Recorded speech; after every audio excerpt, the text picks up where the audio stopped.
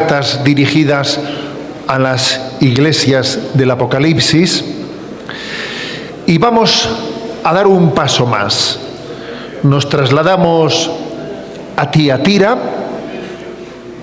y dentro de esa palabra, ese diagnóstico que el Señor nos hace con cada una de estas iglesias, en esta oportunidad somos cada uno de nosotros Tiatira, somos Tiatira, y escuchamos la palabra del Señor que se nos dirige.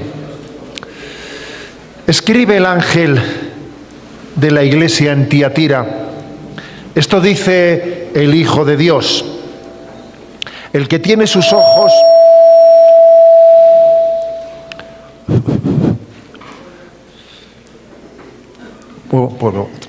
Escribe el ángel de la iglesia en Tiatira: esto dice el Hijo de Dios, el que tiene sus ojos como llama de fuego y sus pies como bronce bruñido. Conozco tus obras, tu amor, tu fe, tu servicio, tu perseverancia, que tus obras últimas son mejores que las primeras, pero tengo contra ti que permites a esa mujer, Jezabel, que se llama profetisa, le permites enseñar y engañar a mis siervos a fornicar y comer de lo sacrificado a los ídolos. Yo le he dado un tiempo para que se convierta, pero no quiere convertirse de su fornicación. Mira, voy a postrarla en cama, y a los que adulteren con ella los someteré a una gran tribulación, si no se convierten de sus obras. Y a sus hijos los heriré de muerte, y todas las iglesias conocerán que yo soy el que sondea entrañas y corazones, y os daré a cada uno según vuestras obras. Pero a vosotros, los demás de Tiatira, a cuantos no profesáis esta doctrina, los que no habéis conocido las profundidades de Satanás, como ellos las llaman, os digo, no os impongo otra carga, solo que mantengáis lo que tenéis hasta que yo vuelva.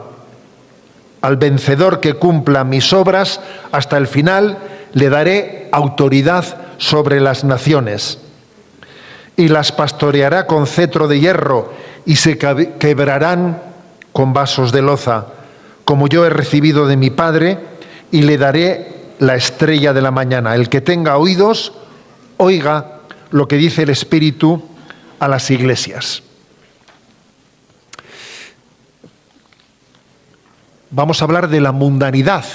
Fijaros bien, las obras de la iglesia de Tiatira son buenas. Incluso se dice que las obras de ahora son mejores que las que fueron anteriormente, lo cual no pinta mal. Ha habido una tendencia a la mejoría. Pero atención, se compara a esa iglesia con el pecado de Jezabel. Ahab, gobernante de Israel, había caído en la tentación de casarse con la princesa fenicia Jezabel, la cual se convirtió por el casamiento en reina de Israel. Eso sí, con amplias ventajas para Israel, ciertamente, de que ella fuese su reina, pero aquello había tenido un peaje muy grande. Se introdujeron en Israel al panteón de los dioses fenicios, arrastrando al pueblo de Dios a la idolatría. Es el peaje de la mundanización. Y por eso vamos a hablar del riesgo espiritual de esa patología de la mundanización. Claro, si se quiere enriquecer, Tiatira tenía que sumarse al mundo. ¿Tú quieres que te vaya bien? Bueno, súmate al mundo y entonces te irá bien. Ese fue el error tremendo de Ahab, casarse con la fenicia Jezabel para que las cosas le fuesen mejor, a precio de mundanizarse. Curiosamente, el remedio que Dios da para esta iglesia parece ser el sufrimiento. Te voy a postrar en cama.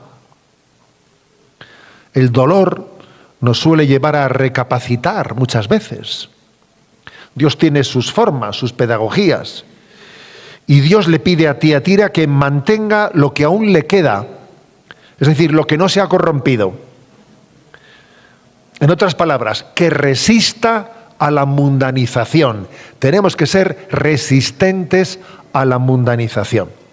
Bueno, pues para hablar de la mundanidad, voy a comenzar con una cita magistral de San Agustín. Creo que, por cierto, estamos en un momento en la vida de la Iglesia en el que nos vamos a enriquecer con San Agustín muchísimo. Estuvimos en el jubileo de los jóvenes en Roma, con un número grande de españoles, ahí hubo 20.000 jóvenes españoles.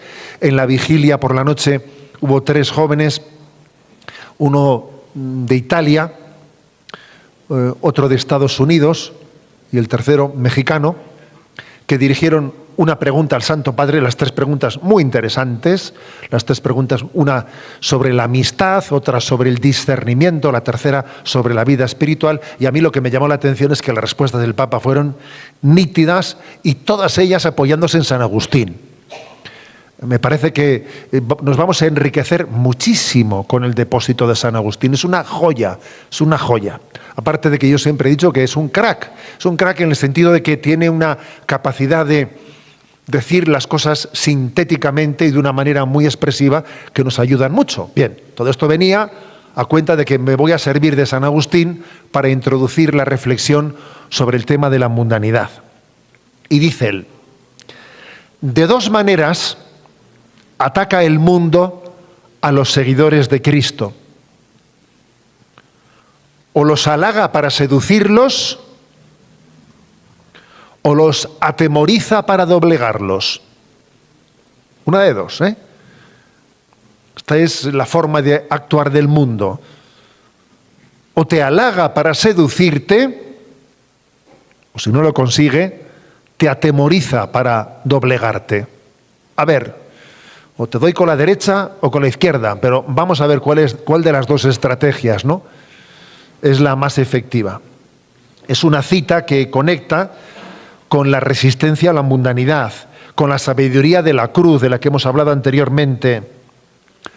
Abrazar la sabiduría de la cruz es una garantía de seguimiento de Cristo, de resistencia a la mundanización. Pero claro, uno dice, ¿cuál de las 2 estrategias es más peligrosa? ¿Ser seducido con halagos o ser perseguido hasta atemorizarnos? Bueno, el más peligroso es lo primero, ¿sabes? Porque si eres seducido con halagos, ya no hace falta atemorizarte y perseguirte, porque ya has caído con lo primero, ¿eh? Ya has caído con la primera estrategia. Benditos los que sean perseguidos, porque quiere decir que si son perseguidos no han caído en la primera estrategia de ser seducidos con halagos del mundo. Bien, cuando hablamos de mundanidad, tenemos que entender lo que el Evangelio y lo que el propio San Agustín también subrayó mucho. Tenemos una doble ciudadanía. Somos ciudadanos de este mundo y somos ciudadanos del cielo. ¿Cómo conjugar ambos aspectos? Es clave, esto, cómo conjugar esta identidad mía de ser ciudadano de este mundo y ser ciudadano del cielo. Benedicto XVI repitió frecuentemente en diversas conferencias, escritos sobre la fe, sobre la cultura moderna, esta expresión que os comparto. Él decía, la fe cristiana nos libera de ser simplemente hijos de nuestro tiempo. Repito, la fe cristiana nos libera de ser simplemente hijos de nuestro tiempo. Claro, es que resulta que si soy de este tiempo, tengo esta sensibilidad. Si fuese de otro tiempo, tengo otra sensibilidad. Si he nacido en este lugar, respiro como se respira en este lugar. Si estoy en otro sitio, soy camaleónico. ¿Sabes? Eso se llama ser camaleónico, ¿no? Pues voy cogiendo el color del lugar en el que estoy. Me adapto a las circunstancias, me adapto al mundo. Nosotros estamos llamados a ser hijos de Dios, no hijos de nuestro tiempo. Atención a esto, ¿eh? Nosotros somos hijos de Dios. No podemos ser hijos de nuestro tiempo. Por eso, ¿no? En ese reto de conjugar la ciudadanía terrena y la ciudadanía del cielo, nos la jugamos, porque podemos hacer que el Evangelio se haga estéril. Por ejemplo, ponemos algunos ejemplos concretos para que esto se entienda, ¿no? Existen pecados de época, y los pecados de época son aquellos en los que la generación contemporánea es ciega a ellos, no los percibe como pecados, pues porque mayoritariamente se ha asumido tal cosa, y entonces uno se adapta a ese momento. Hubo un tiempo, por ejemplo, en el que la inmensa mayoría de los habitantes habían asumido la naturalidad de la esclavitud, de que existiesen esclavos. Y era lo normal. Tú eres hijo de tu tiempo, en tu tiempo existe la esclavitud, pues lo asumo.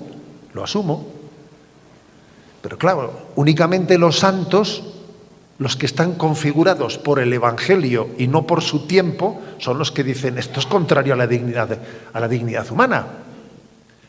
Los pecados de época son aquellos que no son percibidos por los hijos del tiempo, sino solamente por los que se han configurado, ¿no?, por el Evangelio, por aquellos que están firmemente empapados del Evangelio, por aquellos que ven las cosas con los ojos de Dios y no con los ojos del mundo. Es tan fácil confundir lo normal y lo corriente. Es facilísimo. ¿Qué es la mundanidad? Confundir lo normal con lo corriente. Confundir ambos conceptos. Yo recuerdo que yo era un alumno en el seminario de Toledo cuando tuve un profesor que nos dijo esto: a ver, chavales, distingamos lo normal y lo corriente. Don Evencio se llamaba nuestro profesor de moral. Y entonces el hombre allí nos dijo: es frecuente que los jóvenes, pues, cuando salen por las noches, beban alcohol y desfasen, y su manera de divertirse sea absolutamente disoluta. ¿Es corriente? Sí. ¿Pero es normal? No, normal no es corriente. ¿Y es normal, pues, que un joven cristiano rece a la Virgen, rece el rosario, sea un apóstol de Cristo? ¿Es normal? Sí, pero ¿es corriente? No, corriente no es, ¿no? Entonces él nos decía: distinguid estos dos conceptos. El que confunde lo normal y lo corriente ha sido seducido por la mundanidad. Ve la realidad no desde los ojos de Cristo, sino desde los ojos del mundo. Y eso es una gran desgracia. Y esto nos puede ocurrir en cierta medida a todos, porque nos damos cuenta de que va pasando el tiempo y como la mundanidad, la secularización va avanzando, resulta que yo voy dando por normal ciertas cosas que hace 20 años no hubiese dado por normales. Yo examino mi propia vida y digo: ojo con esto, porque esto es verdad.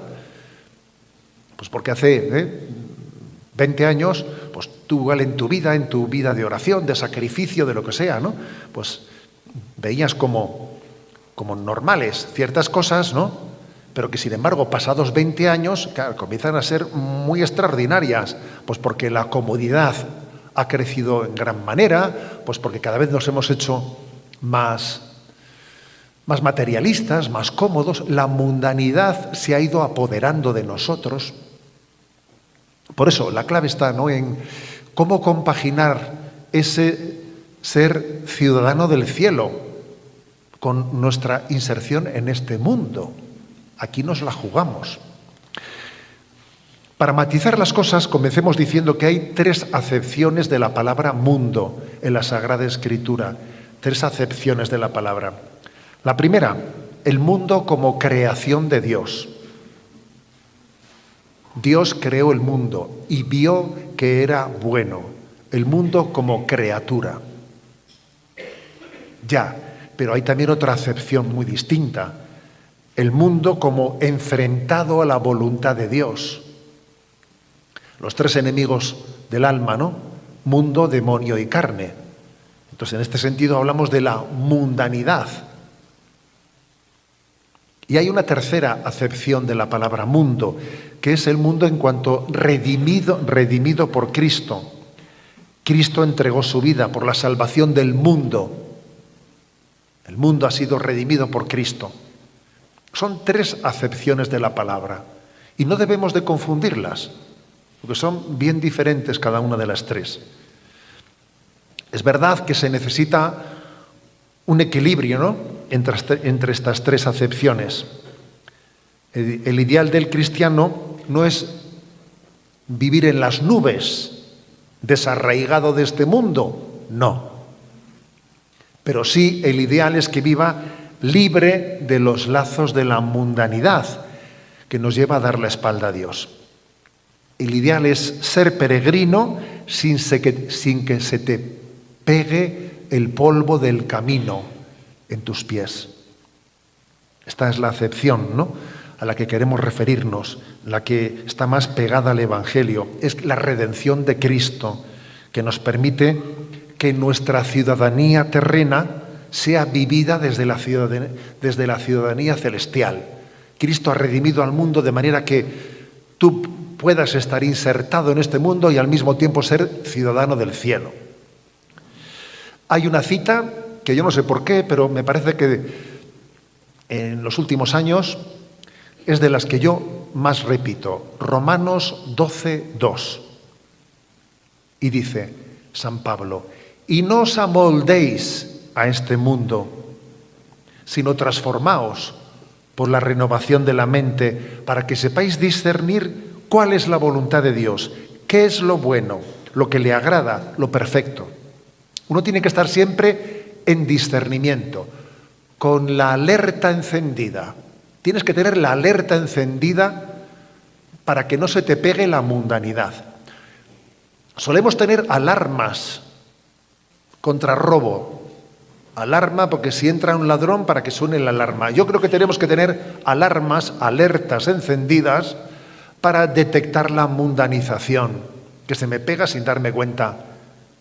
Y para cuando quiero darme cuenta, resulta que hace 20 años yo hacía las cosas de una manera que he ido bajando el listón. Tenía el listón aquí y el listón ha ido bajando por efecto contaminante de la mundanidad. El caso es que vamos al Evangelio de San Juan, a esos capítulos que os he dicho que tienen que ser nuestros capítulos favoritos, los del discurso después de la última cena. Y Juan 15:19 dice: si fuerais del mundo, el mundo os amaría como cosa suya, pero como no sois del mundo, sino que yo os he escogido sacándoos del mundo, por eso el mundo os odia. A ver, contundente, ¿eh? Incluso hay un momento en el que dice el Evangelio de San Juan: no ruego por el mundo. Como diciendo, el Señor ha entregado su vida para redimir al mundo, pero dice también, no ruego por el mundo. ¿Cómo se entiende esto? Porque son acepciones distintas de la palabra. Uno es el mundo perdido ya, que ha decidido dar la espalda a Dios, y otro es el mundo redimido. Entonces, la mundanidad se nos pega. Otro texto que yo cito con mucha frecuencia, porque me parece que es verdaderamente llamativo, cuando el Señor le reprocha a Pedro que haya intentado apartarle del camino de la cruz, ¿no? Y le dice: Pedro, tú piensas como los hombres, no como Dios. Hombre, Pedro podía decirle: ¿y cómo quieres que piense? Si yo soy hombre. Ya, pero Jesús le respondería: ¿y yo para qué he venido? Para que veas las cosas a la luz de la revelación, para que veas las cosas desde los ojos del Evangelio, si no, ¿para qué estoy yo aquí? Jesús es el revelador del Padre. Luego, vivir el Evangelio es ver las cosas con los ojos de Jesús. Pedro, tú estás llamado a ver las cosas desde los ojos de Dios. Jesús ha venido, atención a esto, para que podamos ser del cielo. No solo ha venido para que podamos ir al cielo, sino que para que podamos ser del cielo. Porque a uno diría, ¿cuál es tu objetivo? Ir al cielo, sí, siendo un mundano, ¿no? Pensando como el mundo vas a ir al cielo, ya, te digo yo, tendrás que purificarte, porque la mundanidad no puede entrar en el cielo. Luego, si quieres ir al cielo, tendrás que ser del cielo. Tendrás que haber asumido, integrado, hecho tuyo esa visión que Cristo ha venido a revelar al mundo, los valores del Evangelio, que los valores del Evangelio sean los tuyos. ¿Tú cómo ves el mundo? Pues desde los ojos del Evangelio. Hacer de tu sensus, pues sean los valores del Evangelio, ¿no? Y esto configura toda la vida, ¿eh? Pues por ejemplo, ahora mismo estamos con temas internacionales como el de la guerra en Ucrania o en la guerra en Gaza. A ver, todos los comentarios que se hacen de esas dos guerras son pura mundanidad. Pura mundanidad. Para empezar, qué desastre de guerra en Ucrania, donde están luchando entre cristianos. Además, cristianos ortodoxos los dos. Pues vaya fracaso de evangelización, tú. Vaya fracaso de evangelización en la que hemos cristianizado unos pueblos para que luego resulta que se maten entre ellos por mundanidad, por nacionalismos. Vaya desastre. Pues sí que nos había empapado el Evangelio. O lo que pasó entre Hutus y Tutsis. Hutus y Tutsis eran católicos en Ruanda. Los dos eran católicos y se mataron entre ellos. Pues vaya desastre de evangelización. Pues sí que les había penetrado el Evangelio. Al final la raza, la tribu, podía más que el Evangelio. O sea, es un desastre. Estamos mundanizados. El Evangelio no nos ha penetrado suficientemente. Con la guerra de Gaza, tú ves que la gente se posiciona. Unos que los de izquierdas con los palestinos, otros los de derechas con los israelíes. ¿Pero qué derecha? ¿Pero qué izquierda? ¿Pero qué parámetros son esos? ¿Qué parámetros son esos? O sea, las ideologías pretenden ser las que hagan la lectura de la realidad, en vez de juzgar la realidad desde los ojos de Cristo. ¿Yo estoy configurado por las ideologías o estoy configurado por el Evangelio? Y luego lo malo incluso es que uno puede hasta su ideología bautizarla, ¿me explico? Porque existe ese riesgo, ¿eh? O sea, estoy configurado por una ideología, pero la bautizo para disimular un poco, ¿no? Esto es un reto, ¿eh? Vaya reto. Entonces, entramos aquí para podernos verdaderamente cristificar y desmundanizar. Entramos en un terreno que San Ignacio de Loyola lo abordó en una meditación, en la meditación de las dos banderas, ¿recordáis? En esas dos banderas. En el mundo hay dos banderas, la bandera de Cristo y la bandera del mundo. Hay dos caminos que están enfrentados entre ellos, que son incompatibles.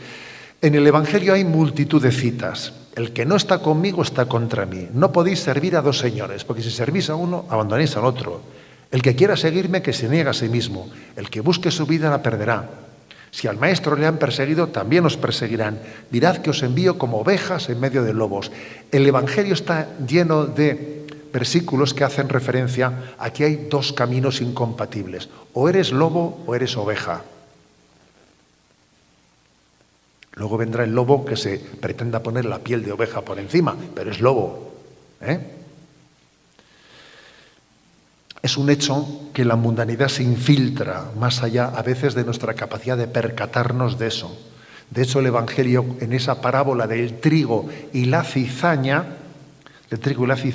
se habla mucho de cómo hay una capacidad de infiltrarse. Aquí se ha hecho presente la cizaña sin que sepamos cómo, por dónde se te ha metido, ¿no? ¿Esto cómo se explica? Mira, se explica por influjo del maligno, pero también se explica por nuestra condición humana. el influjo del medio sobre el individuo. Y quisiera hablar un poco de esto ahora, para que seamos conscientes. El influjo del medio sobre nosotros es mucho más grande de lo que suponemos. El hombre que no es santo depende muchísimo del mundo en el que vive. Vive casi completamente sujeto al mundo, sin darse cuenta.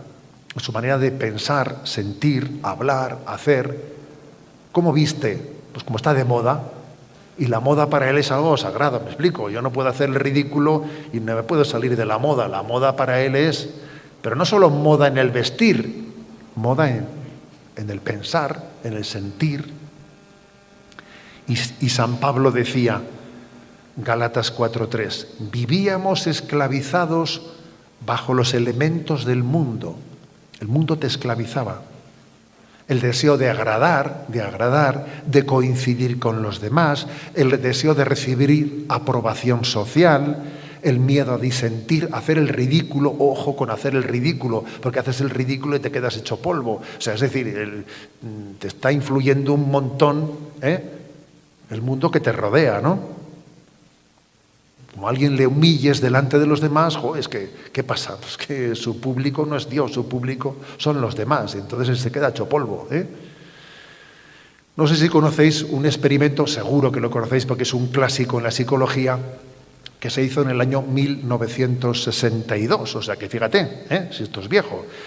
Un grupo de voluntarios fue requerido para hacer un experimento que consistía en que, ciertas vitaminas, qué efecto causaban en la visión. Y todo era un timo, ¿no? Era un timo que de vitaminas nada, eso era agua. Entonces allí resulta que a uno se le hacía tomar unas vitaminas, a ver qué efecto tienes. Entonces, claro, entraba en la sala una persona que decía, estoy viendo mucho más claro, ahora sí que veo con nitidez, ¿no? Y claro, esa opinión afectaba a los otros. Pues sí, es verdad, yo también estoy viendo. O entraba alguien diciendo, es que empiezo a ver borroso, me estoy poniendo nervioso. Y el otro también terminaba viendo borroso, ¿no? Entonces, ¿qué es esto lo que demuestra? Que el medio, somos muy vulnerables al medio. Al final, la percepción de quienes habían sido infiltrados en esa prueba acababa afectando mucho a los otros, quizás en un grado no tan intenso, pero acababan diciendo lo mismo que los otros. De un modo semejante, la psicología social habla de normas conductuales que la sociedad espera de sus miembros. Y en ciertas culturas se espera que la muerte se viva de una manera, en otra cultura se espera que la muerte se viva de otra manera. En una cultura no se puede llorar, los hombres no lloran. En otra cultura se llora a tope. ¿Me explico? O sea, es decir, el factor cultural determina muchísimo. Si no lloras a gritos, parece que en una cultura no has sentido el dolor. En otra no puedes hacer eso. Y estos hechos, que son una realidad, nos tienen que llevar a pensar mucho a los cristianos. Porque claro, aquí uno se hace una pregunta. ¿Tendrá el cristiano suficiente libertad ante el mundo para pensar y actuar desde la originalidad del Evangelio? ¿O no va a ser capaz? Si yo estoy tan condicionado, ¿no?, de que todo lo que me rodea me acaba condicionando, entonces para mí el Evangelio va a ser el que me determine, ¿o no? ¿Hasta qué punto el cristiano, llevado por un noble deseo de encarnación e inculturación del Evangelio, deberá aceptar roles sociales tal como están configurados en el ambiente? ¿Tendrá la fuerza del Espíritu Santo suficiente, creadora y creativa, para ser de verdad disidente ante el mundo? Yo voy a tener la libertad de ser disidente, de remar en contra de corriente, de ser distinto, de no acomplejarme de lo que digan de mí o dejen de decir de mí. ¿Yo voy a ser capaz de asumir eso? Los influjos sociales se reciben inconscientemente, Las personas no se suelen sentir cautivas del mundo, aunque de hecho lo estén. Lo estén. Uno se mundaniza y no se piensa que se ha mundanizado. Normalmente se cree que mis convicciones, mis conductas personales parten de mi opción, ¿no? Que yo hago lo que quiero, pero eso está muy lejos de la realidad. Pero que muy lejos de la realidad, ¿no? El mundo, con eficaces resortes, te ha ido moldeando tus sentimientos, tus pensamientos, conductas, actitudes, y poco a poco te has ido haciendo un hombre carnal, un hombre mundano. Y de estos habla el Evangelio cuando dice los hijos de este siglo. Eso está en Lucas 16:8.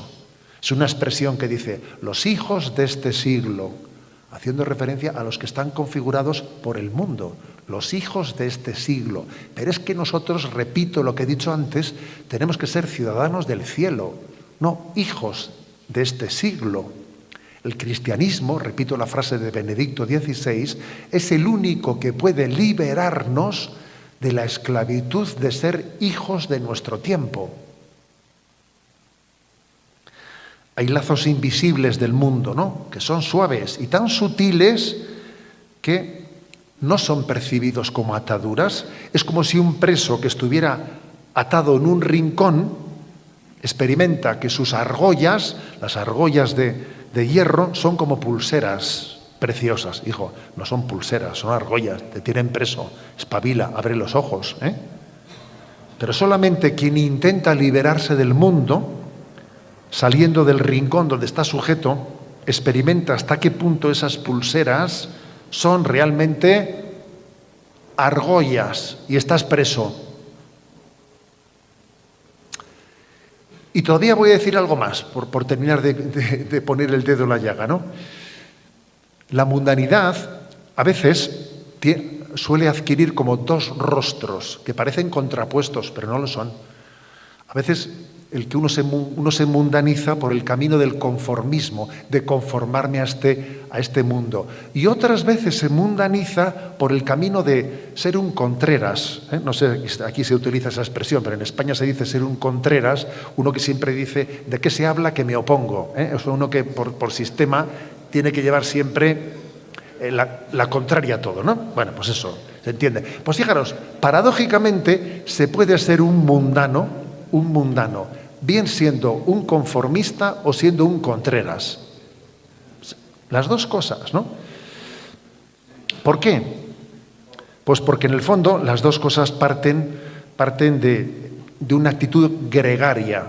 O soy un gregario que para quedar bien le doy la razón a todo, o tengo una imagen de mí de ser un revolucionario, y como tengo que, de alguna manera, pues cultivar mi imagen de revolucionario, tendré que estar en contra de todo por sistema.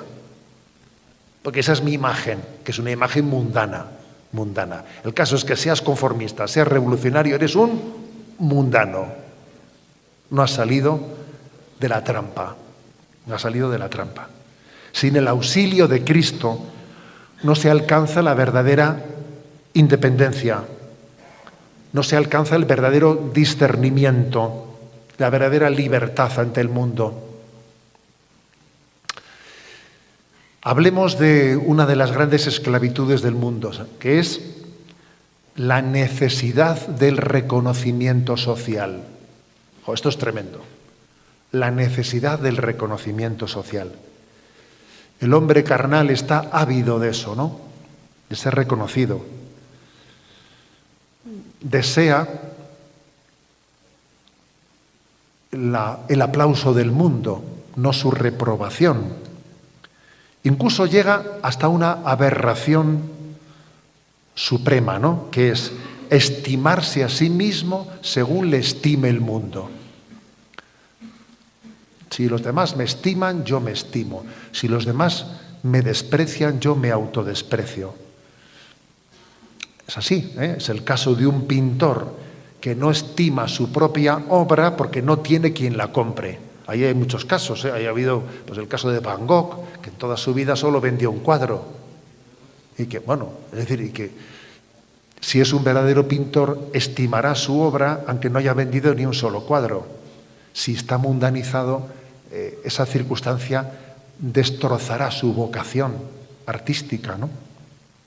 Es el caso del sacerdote, que pierde la estima de su ministerio y lo abandona porque no recibe suficiente aprobación social. Ojo a esto. Os voy a contar una anécdota que me pasó siendo obispo de San Sebastián. San Sebastián es un lugar en España muy secularizado, ¿no? Entonces vino uno de nuestros misioneros que estaba en el Ecuador, y el hombre pues le había salido un cáncer bastante serio, un cáncer de piel en la cabeza, pero que ya había penetrado bastante. Entonces, claro, yo le dije, tienes que venirte porque ese cáncer allí no lo pueden tratar y allí no puedes prestar el servicio ministerial, vente para acá. Bueno, se vino y me pidió un sitio en el que poder ejercer su ministerio de alguna manera, ¿no? Y recuerdo que le envié a Rentería, una población pues muy secularizada, donde había una parroquia de barrio, pues en la que podría quizás estar sin que fuese para él mucho trabajo, ¿no? Pasaron un par de semanas y me pidió cita, y el hombre me dijo, por favor, permítame volverme al Ecuador. Dice, yo llevo 2 semanas sin que nadie toque la puerta del despacho del sacerdote. Llevo 2 semanas sin que nadie me pida confesión, sin que nadie me pida una bendición. Yo he vivido en el Ecuador, en el país en el que se piden bendiciones. Yo estuve recientemente en el Congreso Eucarístico Internacional del Ecuador, y claro, es que te sientes impresionado de un pueblo que te pide la bendición de Dios, un pueblo padrecito, que te quedas impresionado. Claro, uno llega allí y dice, ¿yo aquí soy sacerdote o qué soy? Y aquel sacerdote, la verdad es que entró en una fuerte crisis, ¿no? Claro, yo hablé con él y le dije, mira, en este momento el Señor va a purificar tu sacerdocio, lo va a purificar, y vas a valorar tu sacerdocio pues por el don de que Cristo te ha configurado con él, no por los aplausos que recibas de los demás. El Señor tuvo misericordia de él, yo creo que le purificó con prontitud y le llevó a las pocas semanas, le llevó con él a las pocas semanas. Pero a mí me hizo pensar mucho aquel caso, me hizo pensar mucho, porque claro, si un sacerdote ve que lo que él lleva entre manos no lo aprecia nadie, entonces ¿qué reacción tiene? Entonces también la mundanidad me afecta completamente, ¿no? Voy a un sitio en el que la gente me halague, me agradezca, vamos, y claro, pues parece que uno valora lo que tiene, ¿no? Y si no es así, es impresionante ver cómo Jesús en los evangelios marcha de donde se le pide de donde es querido y se le pide que no se vaya, y va a los lugares donde es necesario pero no se le quiere. Eso en muchos pasajes del Evangelio es así. Le pedían que no marchase. Y Jesús dice, también a otros lugares tengo que ir. Ser misionero es estar dispuesto a marchar de donde eres querido, pero sin embargo, ir a donde no eres querido, y sin embargo el Señor te está esperando, ¿no? Esta es la mundanidad.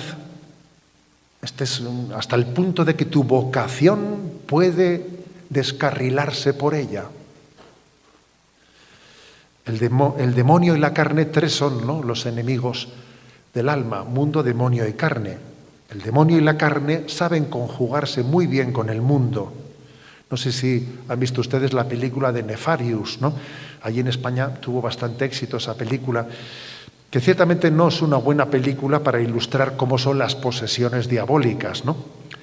Pero sí es muy buena película para ilustrar cómo el demonio acampa a sus anchas gracias a la introducción del pensamiento mundano. Es impresionante la escena en la que el hombre poseído, cuando ve que el sacerdote de la prisión era un sacerdote secularizado, que no creía en la existencia del demonio, dice, hombre, si llego a haber sabido esto, le invito a usted antes, ¿no? O sea, claro. No tengo un enemigo en él, tú verás, asumido el criterio mundano, ¿no? Y la eutanasia, y el aborto, y el relativismo, ¿no? O sea, es buena película en el sentido de ver cómo el demonio juega con las cartas de la mundanidad. Con las cartas de la mundanidad. En cuanto a la carne, en este momento tiene una conexión plena con lo mundano, porque el deseo, hoy en día, quizás no por la ideología de género, etcétera, el deseo carnal se ha convertido en ideología. En ideología. Convertir mis deseos en derechos. En definitiva, que el demonio es un buen tenista que juega con dos raquetas en la mano derecha y en la mano izquierda, que son el mundo y la carne. Y sabe jugar muy bien con la derecha y con la izquierda, ¿no? En conclusión, la santificación pasa por la desmundanización. O somos resistentes ante el mundo o somos claudicantes. O resistes a la mundanización o claudicas. Os recuerdo, ¿no?, lo que le dice a la iglesia de Tiatira. Mantén lo que aún te queda, es decir, ser resistente ante la mundanidad, ser resistente, no claudicante. Bien, yo voy a de alguna manera en esa subsidia que se os ha repartido, en la cual después podréis también dar algún repaso, ¿no? Ahí os he dado alguna subsidia sobre, por una parte, cómo el Papa Francisco describe los rasgos de la mundanidad. Los rasgos de la mundanidad. Él, durante su magisterio, repitió bastante esta cuestión, la de la mundanidad espiritual. Dice él, ¿no?, búsqueda de poder y prestigio, apariencias religiosas sin conversión interior, reducción de la fe a una ideología, individualismo y autorreferencialidad, falta de apertura al espíritu, corrupción y doble vida. Sí, os invito a que sigáis un poco esas pautas que han formado parte del magisterio del Papa Francisco en su descripción sobre la mundanidad. Pero hay una cosa que es obvia. Yo si tuviese que resumir cuáles son los resortes de la mundanidad que más fuerza podrían tener en nosotros, y obviamente tengo que elegir algunos, me atrevería a decir los deseos de honores y privilegios. Tenemos que estar atentos a eso. Los deseos de honores y privilegios. Eso también existe entre nosotros. También existe. Existe, pues, por ejemplo, que a ver qué tipo de destino me dan, me comparo con el otro, mire este a dónde ha ido, mire a dónde voy yo, me comparo. Y esas cosas, como no estés liberado de la mundanidad, te van a hacer daño. Te vas a sentir discriminado porque mira al otro a qué lugar ha sido enviado. Mira, yo debo de ser de segunda, los hay de primera y los hay de segunda. Y madre mía, todas esas cosas, ¿sabes? Esas cosas nos hacen un daño inmenso. Yo soy de segundo plato, porque esto que me dieron a mí, me he enterado de que se lo dieron a otro y no lo quiso. Entonces yo cojo lo que... Madre mía, bueno, o sea, entramos por ahí, ¿sabes? Entramos por ahí y entonces la mundanidad nos ha fastidiado. Esto es tan fácil que ocurra. Es tan fácil que ocurra. Entonces, creo que este es un elemento en el que tenemos que estar alerta. Yo en todo amar y servir. De vez en cuando un obispo se encuentra con algún sacerdote que viene y le dice: señor obispo, a ver, ¿hay algún lugar en el que sea especialmente difícil cubrir y que no quiera ir nadie y yo tengo la posibilidad de poder cubrir lo que sea. O sea, envíeme a ese lugar. De vez en cuando te encuentras con alguien así, ¿eh? Y te conmueves, y te emocionas, y te emocionas. Y además ves que lo dice de verdad. Entonces, estemos atentos porque los honores y los privilegios nos pueden hacer mucho daño. Ya Santa Teresa de Jesús, fijaros bien, Santa Teresa de Jesús, que claro, vivía en el siglo de oro español, y el siglo de oro español tenía también sus riesgos. O sea, no idealicemos todo. ¿Cuál era un poco el riesgo del siglo de oro español? Pues el riesgo de los honores, ¿sabes? Porque claro, estaban la nobleza, la realeza, el riesgo de los honores, ¿no? Y entonces Santa Teresa de Jesús en muchas de sus obras habla del punto de honra, el punto de honra que nos puede llevar a la tumba, vamos, espiritual. El punto de honra, el que comparativamente hablando me siento despreciado con respecto al otro. Del otro han hablado mejor, de mí hablan peor. No me dan las gracias para nada, solo me llaman cuando es para servir. Todas esas cosas, ¿sabes? Todas esas cosas nos minan por dentro. Nos minan. Son un signo de que la mundanidad, claro, nos afecta. Es que estamos en el mundo. Por lo tanto, ¿no? Yo os diría a todos, creo que este es uno de los puntos en los que tenemos que estar atentos, ¿no? Atentos y ser vigilantes, ¿no? Otro punto, ¿no?, en el que también tenemos que ser muy vigilantes para que la mundanidad no se nos pegue. La vanagloria. Es tan fácil que las cosas que Dios te permite hacer bien resulten en vanagloria. ¿Es tan fácil? ¡Ah, qué bien! ¿Cuánto me ha ayudado su predicación? ¿Cuánto me ha ayudado? Si supiese usted su predicación, cómo me ha ayudado. Y claro, pues uno empieza a sentirse, pues no está mal, ¿verdad? Entonces uno empieza a ufanarse. Es como cuando un pincel se comienza a ufanar del cuadro que ha pintado. A ver, macho, que tú eres un pincel, tú eres un lápiz. Dice Madre Teresa de Calcuta, yo solo soy un lápiz con el que Dios ha escrito una carta de amor al mundo. El problema está que ella dice creyéndoselo. Y nosotros lo decimos como una frase bonita, ¿sabes? Esa es la diferencia.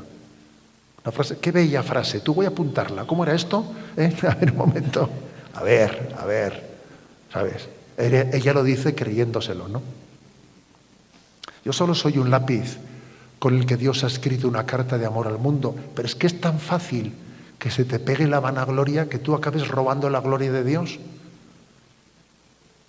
Es tan fácil que tú estés traduciendo tu ministerio en gratificaciones, y eso obviamente es mundanidad, ¿no? Es robar a Dios la gloria y ponernos nosotros como el centro de las cosas, ¿no? Por eso de vez en cuando Dios, que es buen pedagogo, permite que seamos probados interiormente. Fijaros, no sé si habéis seguido el caso del libro Sé tú mi luz, que es el libro en el que Madre Teresa de Calcuta se han recogido cartas de dirección espiritual de Madre Teresa de Calcuta. Entonces, sabemos por ese libro que Madre Teresa de Calcuta vivió una noche oscura del alma fortísima, como nunca se había conocido en la historia de la espiritualidad, muy prolongada en el tiempo, durísima, hasta el punto de que ella se sentía condenada, con una prueba interior durísima, ¿no? Y uno cuando se hace la cuestión, ¿por qué el Señor permitió en Madre Teresa de Calcuta esa prueba tan fuerte? ¿Sabes por qué? Pues porque ella iba a ser una santa en medio del mundo mediático, con cámaras de la BBC, con periodistas persiguiéndola. Y ser santo en medio de ese desaguisado y no ser vanidoso es muy difícil. Es muy difícil.